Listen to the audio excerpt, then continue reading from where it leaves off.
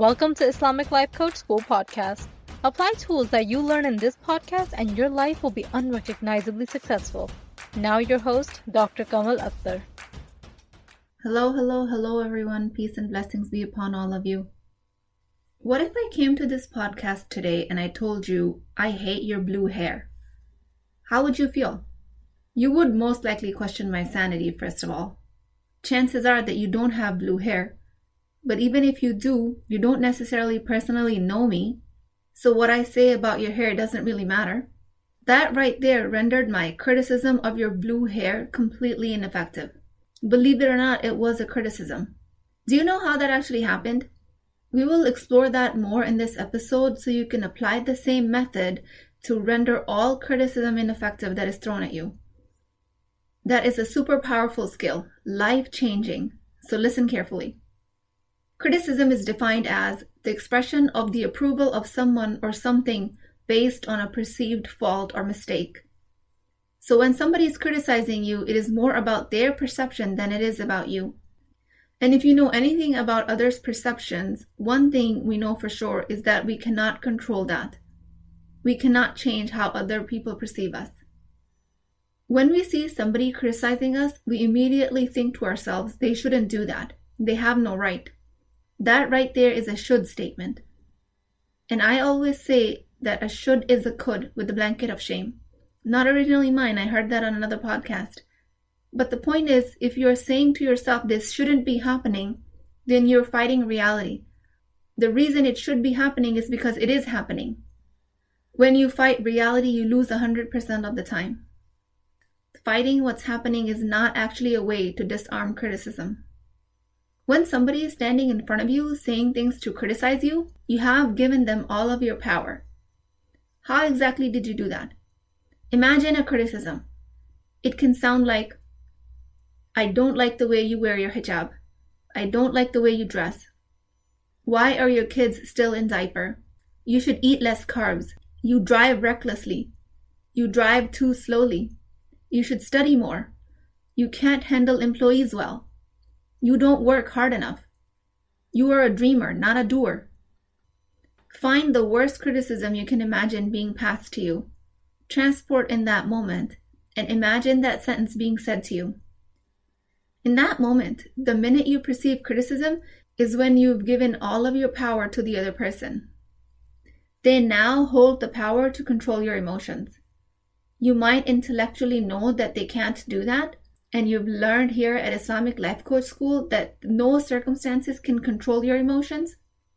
But in the case of criticism, you've given your emotional power to the one criticizing you. And that's because you're believing their criticism. You're thinking what they said is right about you. The minute you label it criticism, you have believed them. You've given away your power. Because otherwise it would just be a sentence. Think about that. The reason you perceive criticism is because at some level you believed it. Otherwise, it would just be a sentence. Like if I told you, I hate your blue hair, that is just a sentence to you. If anything, it's a weird sentence, but still a sentence. You would not call it criticism because you do not believe me. You would not perceive criticism. In fact, you could actually care less probably.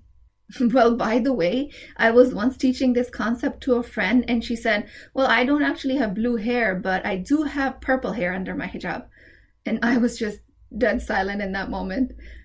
I came really close to actually insulting her.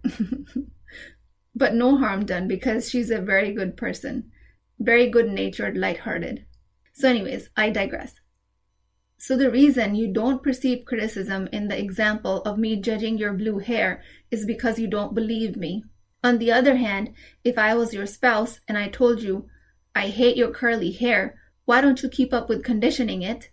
And you happen to have curly hair, then the plot thickens. Now your brain will assign it a completely different meaning. In a setting that you carry any level of insecurity about your curly hair, you will call it criticism. It can also sound like this. Patient said, you can't even fix my cold with antibiotics. You are the worst doctor. If you found that to be a criticism, you might have believed the patient's story. Or, mother-in-law said your house is always in chaos. Or in an instant where you might have hesitated to take a turn on the highway because you weren't sure about the directions and the stranger yelled at you about how horrible of a driver you are. Which other sentences are you believing? So the call to action after this podcast is you identify exactly when you are labeling a sentence criticism. Then dig deep and find out what it is that you have believed about that sentence, because that's the only thing that made it a criticism. The most important point of following this method is because when you identify that, that's exactly where your power of change lies. That's how you render a criticism ineffective. And again, that is with your thoughts. That's it. You cannot fight reality by saying that they should or should not be doing those things or saying those words. That will be a massive waste of energy. The only way to render a criticism ineffective is to not believe it. And again, if you're labeling somebody's comment as criticism, you've already passed the point of believing it. How about sentences like this? I know exactly when my kids should come out of diapers. I know exactly how much I should work and how much time I should spend organizing my house. I know exactly how spiritual I am and how much my dress code has to do with my religious beliefs. Personally, when I see somebody else making an attempt to pass a criticism towards me, I find it fascinating because I do not believe them. It wasn't always like this, but I carefully refined it over time to better serve me. I never believe a criticism.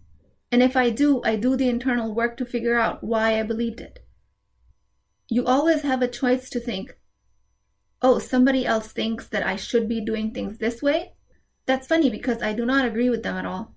I should be doing things exactly the way I'm doing things. But thank you for the consideration. The minute you perceive criticism is the minute you've handed your power to the other person.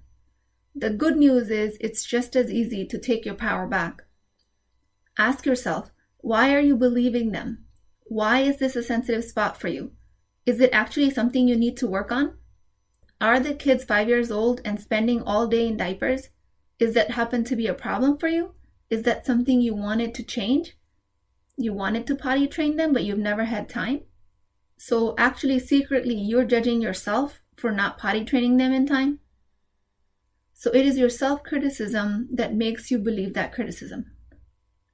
It just so happens that somebody else pointed it out to you. So if that's something that's been bothering you and you haven't been able to properly potty train them, then of course you'll perceive criticism. Because you've believed that about yourself.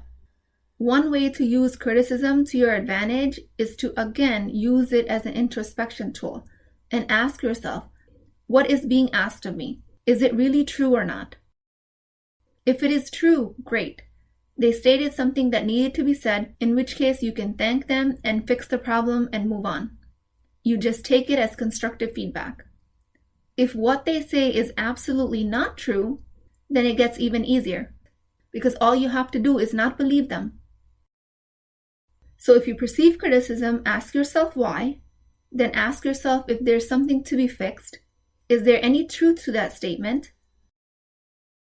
But I will say this work needs to be done carefully, because if you start to look for truth in somebody else's statement and their agenda is to keep you small, then it becomes very easy for Shaitan to enter in that voice in your head and put you in shame.